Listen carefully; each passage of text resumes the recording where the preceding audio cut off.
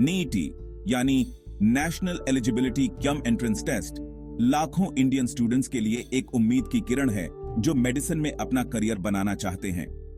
हर साल लाखों स्टूडेंट्स खुद को कठिन प्रिपरेशन में झोंक देते हैं इस उम्मीद में कि उन्हें देश के प्रेस्टिजियस मेडिकल कॉलेजेस में एक कोवेटेड सीट मिल जाएगी। लेकिन हाल के दिनों में फ्रॉड इंसिडेंट्स की एक स्ट्रिंग ने इस क्रूशियल एग्जामिनेशन की सैंक्टिटी को हिला दिया है, जिससे कई डिजर्विंग कैंडिडेट्स के सपनों पर डाउट और निराशा का साया मंडरा रहा है। NEET 2024 दुर्भाग्य से ऐसा ही ट्रेजेक्टरी फॉलो करता दिख रहा है, जो चीटिंग और मैल प्रैक्टिस के एलिगेशन से घिरा हुआ है। NEET की नींव ही फेयरनेस और ट्रांसपेरेंसी पर टिकी है, जो सभी वर्गों के स्टूडेंट्स के लिए लेवल प्लेइंग फील्ड सुनिश्चित करती है। हालांकि फ्रॉडुलेंट प्रैक्टिसेस का इमर्जेंस इस वाइटल एग्जामिनेशन की क्रेडिबिलिटी को कमजोर करने का खतरा पैदा करता है। हाल की घटनाएं न केवल सिंसियर स्टूडेंट्स की हार्ड वर्क और डेडिकेशन को कम आंकती है, बल्कि पूरी एग्जामिनेशन प्रोसेस की इंटेग्रिटी पर भी गंभीर प्रश्न चिन्ह लगाती है। असंख्य स्टूडेंट्स के सपने दांव पर हैं और इन इश्यूज को अटमोस्ट अर्जेंसी और फर्मनेस के साथ एड्रेस करना अनिवार्य है। NEET के कंडक्टिंग के लिए जिम्मेदार अथॉरिटीज को इन अलार्मिंग डेवलपमेंट्स का कॉग्निजेंस लेना चाहिए और मेल प्रैक्टिसेस पर अंकुश लगाने के लिए स्ट्रिंजेंट मेजर्स इंप्लीमेंट करने चाहिए।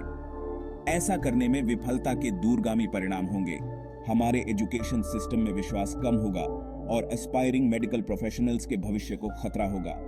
अब एक्ट करने का समय आ गया है, NEET की इंटेग्रिटी को रिस्टोर करने का और यह सुनिश्चित करने का कि यह एक नोबल और रिवॉर्डिंग प्रोफेशन के लिए एक फेयर और ट्रांसपेरेंट गेटवे के रूप में काम करता रहे।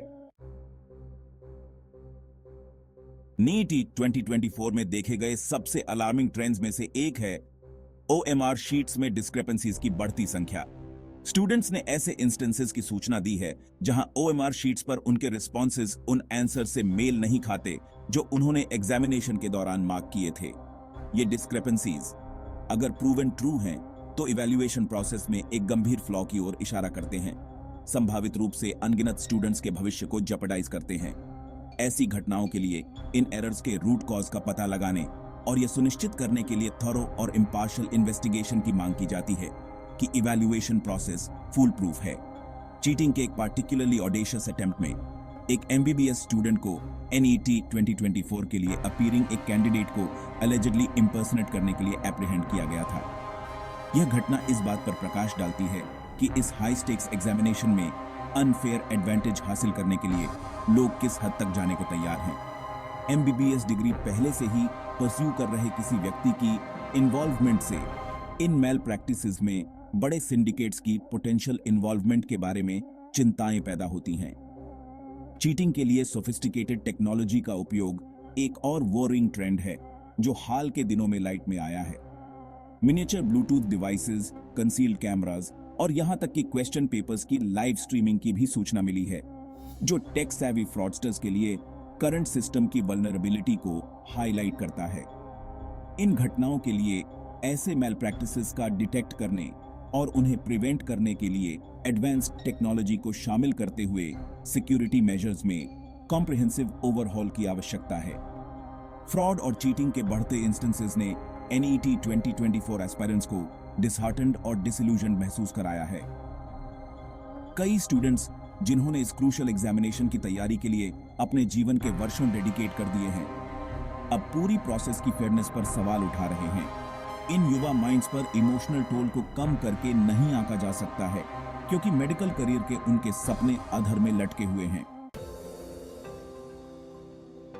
एक फेयर और ट्रांसपेरेंट एग्जामिनेशन के रूप में NEET की क्रेडिबिलिटी दांव पर है। फ्रॉड और मैल प्रैक्टिस की हाल की घटनाओं ने स्टूडेंट्स, पेरेंट्स और एजुकेटर्स सभी का विश्वास हिला दिया है।